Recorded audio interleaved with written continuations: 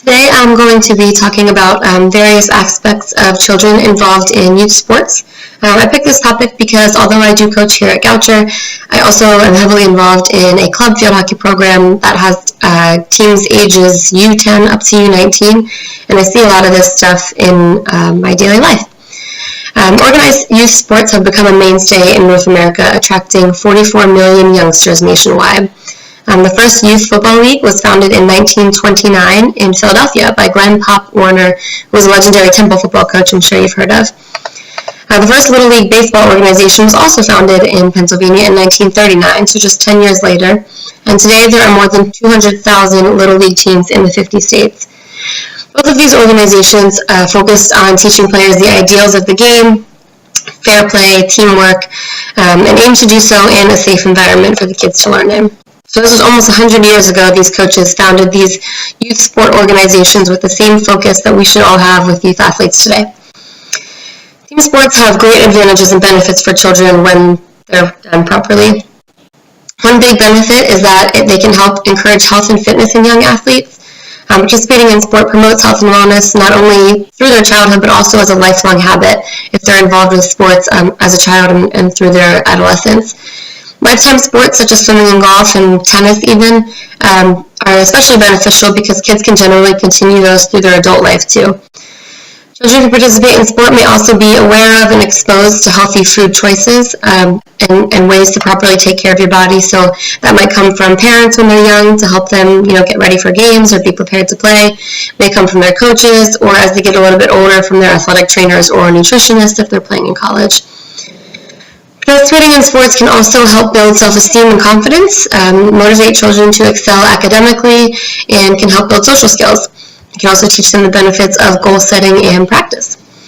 So to give a little bit more detail on some of these benefits, one, self-esteem can benefit greatly from participation in sport. Like I mentioned, kids who are playing team sports in a healthy environment get praise and encouragement from coaches and parents, which can help build their confidence. They also learn to push themselves and trust in their abilities, which is also building their confidence and kind of seeing how much they can take and what they're able to do. Of course, through sport experiences, kids will also be criticized and hear some negative feedback.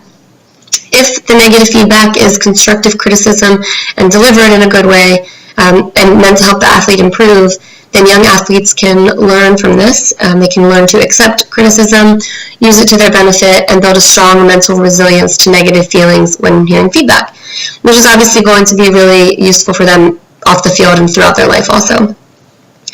The American Academy of Child and Adolescent Psychiatry suggests that parents be actively involved to ensure that children get the most out of sports participation.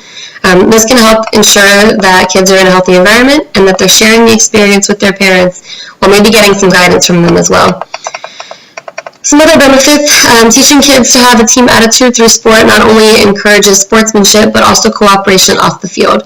Kids learn to work together to achieve a common goal, which is obviously a skill they're going to need throughout their lives, whether it be in a classroom education setting, their careers, or just their social lives in general. Through sport teams, kids can learn this skill with teammates they may not necessarily like, wouldn't normally interact with outside of a team, or don't really want to cooperate with on the field. In this way, they learn how to develop friendships, empathy, and acceptance of those who are different from themselves, which, again, is only going to help them in different aspects of their life and throughout the rest of their life.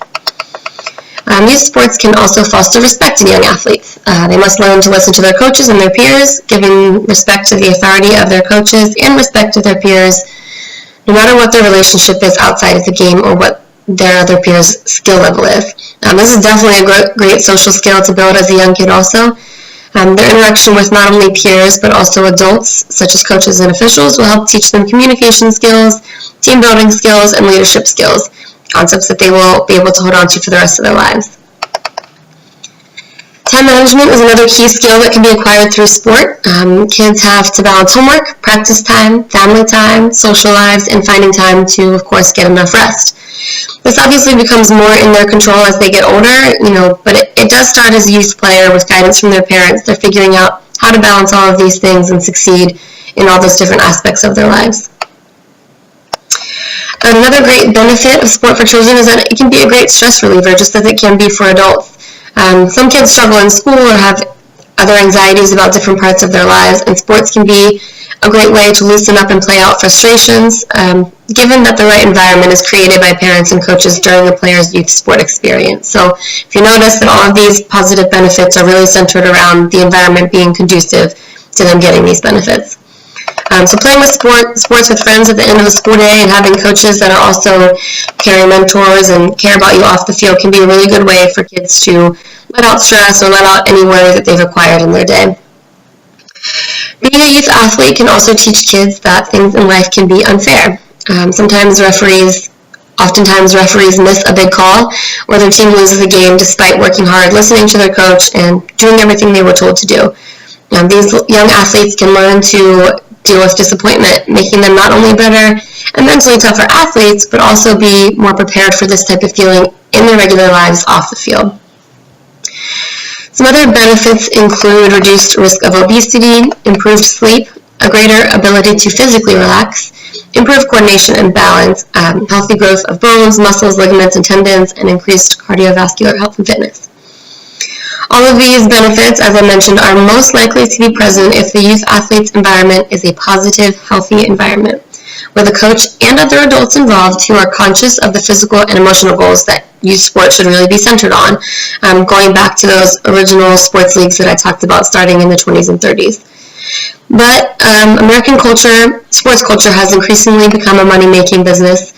Environments at the collegiate level can be highly stressful, overly competitive with a win-at-all-costs attitude, which does actually affect the world of children's sports and athletics, contributing to possibly an unhealthy youth environment. Like I mentioned before, parents being involved in their athlete's experience is crucial to ensuring that they have a positive experience. This doesn't mean that parents should be involved in coaching decisions or conversations that the athlete should learn to have with their coach, but just that they're available to guide their child through difficulties in their athletic experience when they come up. Parents can provide emotional support and positive feedback, attend games and talk to their child about it afterwards, and also make sure they set realistic expectations for their child.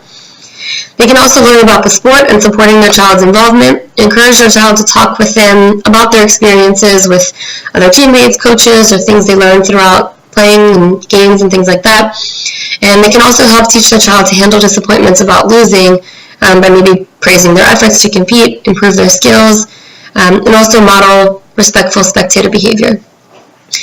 Parents can help children navigate negative experiences, such as maybe when they see bad sportsmanship occur during a game from a teammate or the opposing team. They can encourage their child to discuss this with them, discuss other ways the situation could have been handled, and stress that this type of behavior is not acceptable. So, as we can see, not all youth experiences are positive. Some kids have real difficulties in the environment that they're in, so a little bit of discussion on the so-called dark side of youth sports. Another issue to be considered is early specialization. This involves kids focusing intensely on one sport at too young of an age, which is described by Joan Ryan, the author of a book called Little Girls in Pretty Boxes, as leading to child exploitation in sport. This isn't only relevant in the sports that you would expect, like gymnastics, with high-profile sports that have the ability to take them to really high levels. The potential for child exploitation is present whenever a family has to face decisions on how to help an athlete progress to the next level in their sport. Kids being put into an intense training program and being pushed to continue and not be labeled a quitter can be a really unfair situation for a child. Some questions to consider when discussing child exploitation in sport include, should parents decide? Should they be the ones to say if and when a child enters into an intense training program for a specific sport? What is a parent's motivation for this? And at what age can a child decide this on their own? There's obviously not an easy answer to any of these questions, but it's important to highlight those to ensure that a child isn't getting too much stress put on them at a young age. Youth sport dropouts are also a cause for concern today. 35% of young children in a recent survey of 1,100 athletes aged 11 to 18 plan to stop playing the following year.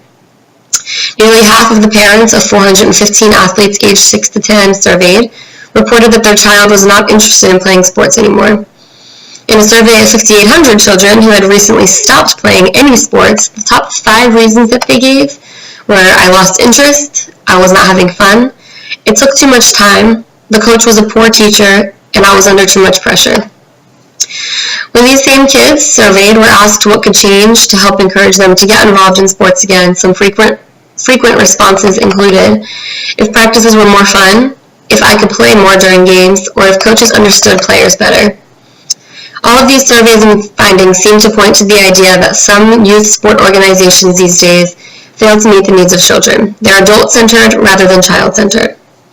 We may be more focused on the success of a team, therefore the success of the coach, than we are focused on the child getting what they need out of youth sports. With all the benefits that youth sports can offer children, it's clearly important that we strive to create great experiences for young players to encourage them to stay involved in sport, whether it be competitive, at a high level, or just for fun.